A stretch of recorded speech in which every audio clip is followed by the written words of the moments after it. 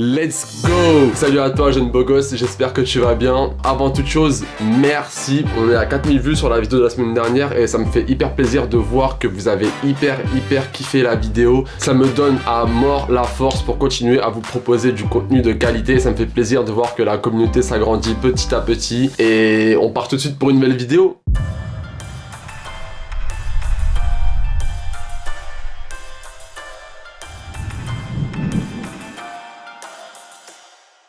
Alors cette semaine, je discutais un peu avec mes potes et je me suis rendu compte qu'au final, avec ma chaîne YouTube, très vite j'ai voulu parler à des gens qui connaissaient déjà les mangas. Donc je me suis dit que j'allais vous préparer une vidéo où j'allais vous présenter 5 œuvres qui vont permettre de vous initier au manga format papier. Une œuvre par thématique, car je voulais proposer un panel assez large. Comme ça au moins tout le monde pouvait un peu se retrouver et peut-être que des gens vont se lancer dans la super aventure. Car cette semaine j'ai reçu un message incroyable. Il y a quelqu'un qui m'a dit que grâce à ma vidéo il allait commencer Berserk, Vagabond et aussi Akira d'ailleurs. Donc big SO à toi Sandro, et franchement je vis pour ce genre de message. Je fais des vidéos pour ce genre de message. Quand vous me dites que vous commandez ce genre de mangas qui sont en plus des masterclass grâce à ma vidéo, franchement ça me fait trop plaisir. Du coup voilà le thème, je vous présente des œuvres pour s'initier au manga. On est parti. Alors on va commencer avec quelque chose de très simple, quelque chose qui est connu de tout le monde. On va commencer par la catégorie des shonen. C'est tous les mangas qui sont destinés à un public de jeunes garçons, adolescents, mais bon après au final tout le monde peut en lire, j'ai envie de vous dire. On va retrouver plusieurs codes, notamment celui du héros qui cherche toujours à se dépasser, qui va aller dans ses derniers retranchements pour vaincre son adversaire, le pouvoir de l'amitié qui permet de donner la force de terrasser l'ennemi. Bref, en tout cas je pense que déjà en vous parlant de ça fait écho au shonen le plus connu du monde. On parle bien entendu de Dragon Ball Z. Pour moi, je trouve qu'en termes de format papier, si vous voulez commencer à lire du shonen, je trouve qu'il n'y a pas mieux que Dragon Ball Z, car franchement, en toute honnêteté, les dessins de Dragon Ball sont juste incroyables. Le style d'Akira Toriyama est juste sublime et franchement, il est impossible de ne pas s'attacher au perso de Dragon Ball, que ce soit Goku, Gohan, Piccolo, de les voir grandir. Vraiment, je trouve que Dragon Ball est un shonen vraiment très abordable. En plus de ça, du coup, le manga n'est pas hyper court. Il y a une trentaine de tomes si je me trompe pas. N'ayez pas peur, franchement, n'ayez vraiment pas peur. Car en fait, le dessin fait que c'est vraiment hyper simple à lire, que ça s'enchaîne. Le rythme aussi d'écriture de Toriyama fait que vraiment on mange les pages. C'est vraiment un truc de ouf. Donc, si vous voulez vraiment vous lancer dans un shonen et découvrir ce qu'est la base un peu du manga, franchement, moi, en tout cas, mon conseil, ce sera toujours de commencer par Dragon Ball Z. Mais bref, on va pas s'attarder trop longtemps sur Dragon Ball et on passe à notre genre tout de suite. On va maintenant parler d'un genre qui je sais marche très bien, surtout pour les néophytes. On va parler de tout ce qui est lié au genre policier et aux enquêtes. Et pour cela, comment ne pas parler de Death Note, les amis. Death Note, forcément, pour ceux qui ne connaissent vraiment pas, du coup, c'est l'histoire d'un jeune étudiant lycéen qui s'appelle Light Yagami, qui en fait va un jour trouver un cahier, le cahier de la mort, le Death Note. T'as capté l'anglais. Tu connais le mec bilingue, ça va être un cahier où dès qu'il écrit le nom d'une personne, cette personne sera tuée. Autour de cela va s'articuler une gigantesque enquête policière et franchement c'est hyper bien écrit, l'histoire est hyper bien ficelée. De manière générale, et je l'ai déjà dit dans plein de vidéos et vous avez sûrement déjà dû l'entendre, quand quelqu'un ne connaît pas les mangas, montre-lui Death Note. Ça vaut pour l'anime, mais ça vaut également pour le manga, car franchement, 1, 2, 3, 4, 5, 6. Pour Death Note, vous pouvez retrouver la Black Edition qui est éditée par Kana. Elle est en 6 tomes. C'est hyper plaisant de la voir car ça prend pas beaucoup de place. C'est bien de commencer en fait avec un format court. Au moins là, vous avez 6 tomes. Franchement, c'est rapide à lire. En vrai de vrai, en une journée, si vous avez vraiment kiffé et vous êtes déter, vous pouvez tout lire d'un coup. En ce qui me concerne, Death Note c'est le premier manga que j'ai fait lire à ma soeur et elle a vraiment kiffé, elle a très vite accroché, elle qui n'était pas du tout axée sur la lecture manga. Donc si vous aimez tout ce qui est enquête policière avec des drames, des beaux gosses avec des mèches, un peu typé Zac Efron de High School Musical, bref, franchement moi je recommande Death Note, vraiment une lecture hyper facile qui est à la portée de tous.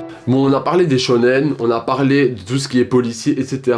Mais comment ne pas parler des romances? Car oui, bien sûr que oui, il existe tout un tas de lovers sur Terre. Et je sais que les filles, vous n'êtes pas seules à lire des romances. Les garçons, vous êtes aussi concernés. Donc vraiment, restez branchés, car là, je vous présente du très lourd. Alors, je vais vous présenter un manga qui est en 11 volumes, donc encore une fois, un format qui est assez court, écrit par Naoshi Arakawa, et j'en ai jamais vraiment parlé sur ma chaîne, mais aujourd'hui on va parler de Your Lie in April. Donc pour ceux qui connaissent, vous êtes des bons, et pour ceux qui connaissent pas, Your Lie in April, j'estime que c'est une romance même s'il est publié dans le magazine du Weekly Shonen Jump. Très brièvement, Your Lie in April, ça va être l'histoire d'un jeune qui s'appelle Kosei et qui va en fait être doté de l'oreille absolue. Dès qu'il va entendre des notes de musique, il sera dans la capacité en fait de les reproduire de manière exacte. Donc vraiment le mec est trop chaud, le mec a carrément le pouvoir que je rêverais d'avoir. Si j'avais ce pouvoir, moi je serais beatmaker, frère. Ce qui va se passer, c'est qu'il va perdre sa mère quand il va être jeune. Suite à cet accident, il va perdre la capacité en fait d'écouter les sons de piano qu'il joue. Et du coup, bah son talent il sera un peu gâché. Sauf que, c'est là que tout l'aspect romance arrive et que le manga est incroyable. C'est qu'il va rencontrer une jeune fille qui joue du violon. Petit à petit, en fait, une relation va se tisser entre les deux. Peut-être qu'un jour il réussira à entendre les bruits du piano, je sais pas. C'est énervé, vraiment. Your Lie in April, c'est incroyable. À la base, j'ai regardé ça en animé, donc vraiment en animé, c'était juste sublime à regarder. Et vraiment, le manga est très mignon. J'ai vu que les dessins étaient très beaux. J'ai vu en plus ça que c'était en 11 volumes, comme j'ai pu vous le dire. Je me suis dit qu'une œuvre comme ça pouvait être très cool pour commencer du coup les mangas si on cherchait quelque chose qui n'était pas forcément de la bagarre ou quelque chose. Parce que parfois, quand on lit, on veut aussi des ondes positives, les frères. Il n'y a pas que la négativité sur Terre, même si cela règne.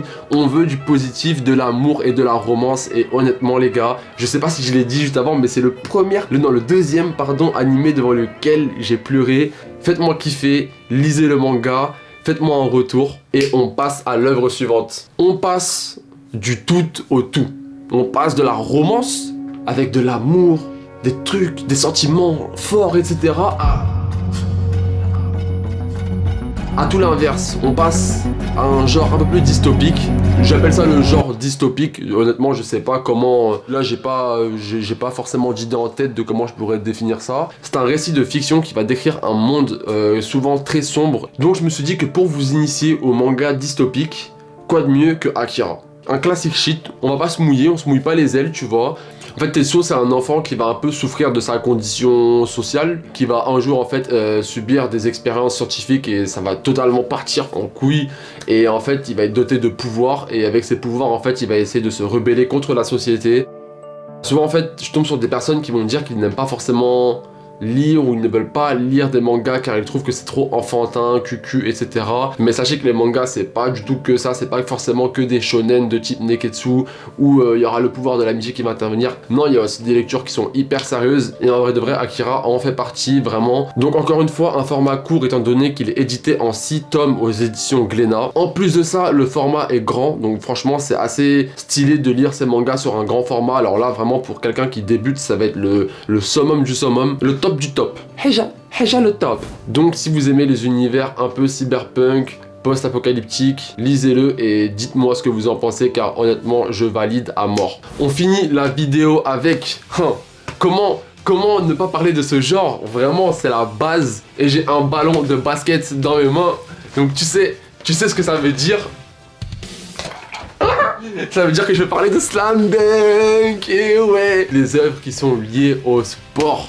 Je vous recommande de lire Slam Dunk. Et regardez mon sourire, franchement, j'aime vraiment trop Slam Dunk. Slam Dunk, c'est une œuvre qui est simple à lire. Quand vous allez commencer à lire Slam Dunk, vous allez tellement kiffer que vous allez tout finir. C'est pas possible d'arrêter Slam Dunk, c'est trop bien. Si vous êtes quelqu'un qui n'est pas forcément habitué au manga et que vous recherchez une lecture un peu terre à terre pragmatique, bah je vous recommande Slam Dunk car Takehiko Inoue, le grand auteur qui se cache derrière Slam Dunk, c'est vraiment beaucoup inspiré de la réalité en fait. Slam Dunk c'est pas un manga de basket où il va avoir plein de pouvoirs, de gestes n'importe comment, enfin bref, vous voyez ce que je veux dire, ça va pas partir en couille.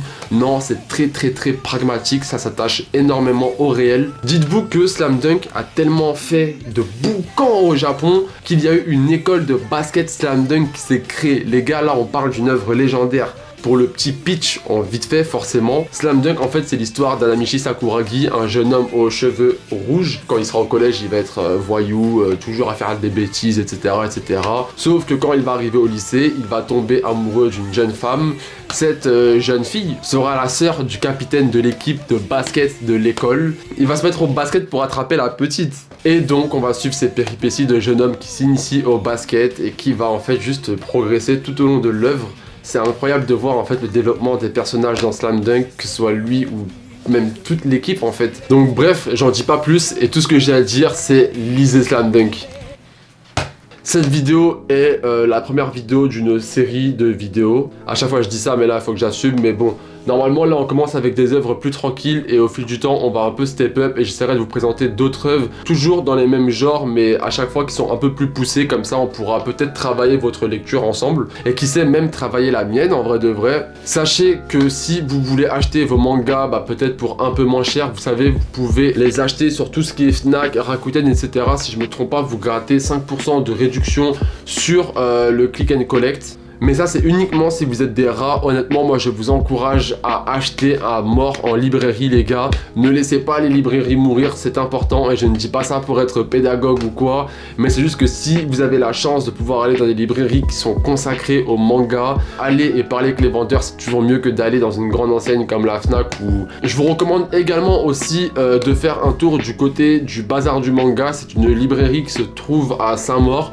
Là-bas vous pouvez trouver énormément de manga d'occasion et franchement elle a l'air vraiment d'hyper bonne qualité. Je suis bluffé de voir à quel point ils font des affaires mais de ouf. Donc si jamais vous voulez vous initier pour moins cher que les prix normaux, allez faire un tour là-bas. Et sinon vous pouvez très bien faire un tour du côté de Saint-Michel, tout ce qui est Gibert Jeune, etc. Vous pouvez trouver énormément de mangas d'occasion. Bref, c'était tout pour moi. Attends, faut que je vous montre mon step back avant de partir. Hop, tac, attends. Oh my god, la caméra. Ah, je peux pas vous montrer mon step back avant de partir. C'est dommage. Bref l'équipe, c'était tout pour moi. On se retrouve lundi prochain pour une nouvelle vidéo. C'était Zemou. Peace.